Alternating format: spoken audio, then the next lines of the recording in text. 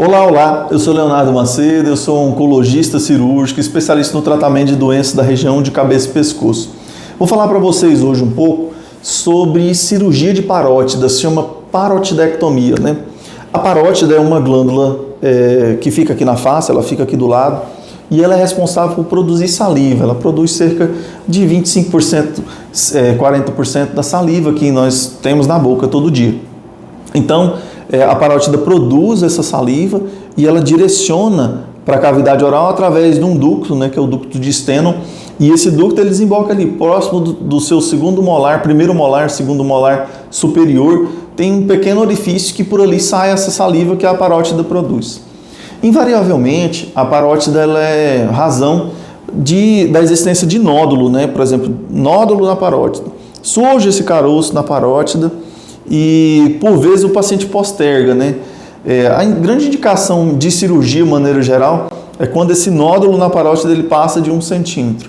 Quando ele tem menos de 1 centímetro, a gente faz geralmente o diagnóstico clínico, a palpação, identifica esse nódulo e logo em seguida a gente pede a ultrassonografia. A gente faz a ultrassonografia da parótida para fazer um estudo de imagem desse nódulo. Então, através da ultrassonografia, a gente pode considerar alguns achados, né? Por exemplo, se for um cisto somente, a gente pode fazer uma punção e aspirar esse cisto e o paciente não ser submetido à cirurgia, por exemplo. Se for constatado um nódulo sólido, menor do que 1 centímetro, a gente pode fazer a punção e aspirar esse conteúdo, o conteúdo desse nódulo e encaminhar para a avaliação de anatomia citológica, né? Anatomia não, de citologia, para avaliar se esse nódulo ele é benigno ou maligno, principalmente quando ele é menor do que 1 centímetro. De maneira geral, os nódulos maiores ou iguais a 1 centímetro, eles têm indicação de extirpação cirúrgica, de realização de cirurgia. A causa mais comum de nódulo na parótida é o adenoma pleomórfico, é uma condição benigna, onde tem uma mutação benigna na parótida. O carcinoma pleomórfico, ele pode se diferenciar em carcinoma ex-adenoma pleomórfico, tá? Que já é câncer, né, no caso. Isso acontece com o passar do tempo, quando se tem um nódulo na parótida, que é carcinoma pleomórfico e não se opera ele ali. A literatura relata que essa modificação, essa mutação de adenoma pleomórfico para carcinoma ex-adenoma pleomórfico, ela pode ocorrer ali depois de 5, 6 anos que o nódulo está instaurado e em crescimento progressivo. Então surgiu pequenininho, foi aumentando e aí se perdeu o controle e ele pode ficar maior. Uma característica da glândula parótida muito importante é que dentro da glândula parótida passa o nervo facial. Então, na glândula parótida existe um nódulo, um lobo, né, que é superficial, tem o nervo facial e um lobo profundo da parótida, né? Então, o nervo facial ele é um nervo que dá a mímica do nosso rosto. Cada nervo facial tem 5 ramos, né? Um de cada lado. Então, eu tenho um ramo frontal que movimenta a fronte, né? Essa região frontotemporal aqui em cima, franze a testa, levanta a testa.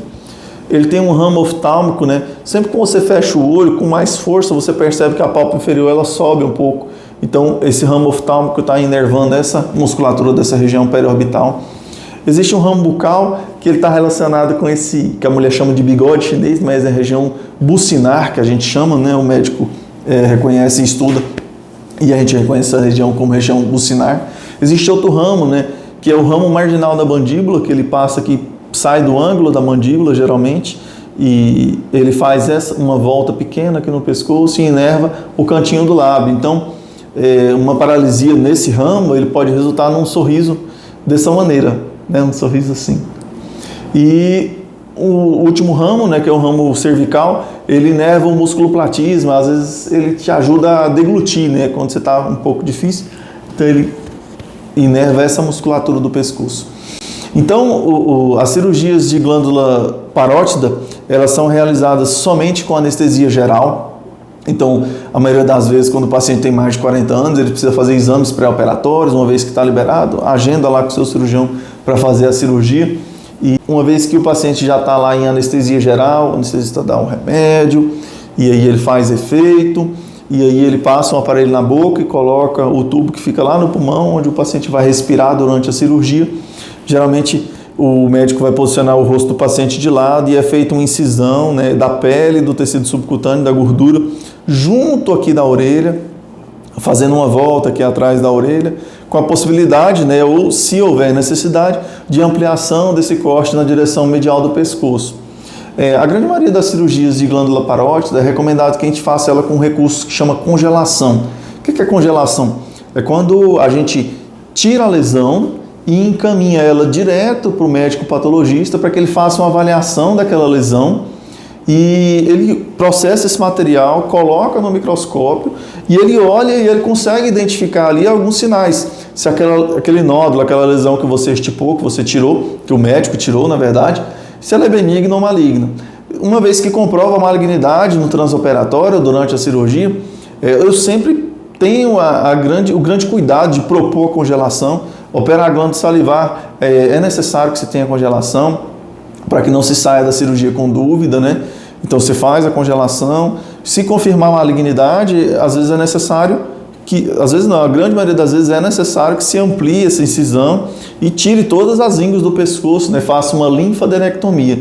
A gente chama de linfadenectomia cérvico-facial, que a gente vai tirar tanto da cadeia parotídea aqui, quanto dos níveis 1, 2 e 3 do pescoço, né? A fim de eliminar a doença e estadiar se aqueles linfonodos têm doença mesmo ou não. E aí, você gostou desse vídeo sobre parótida? Você já sabia de todos esses detalhes que eu te falei aqui?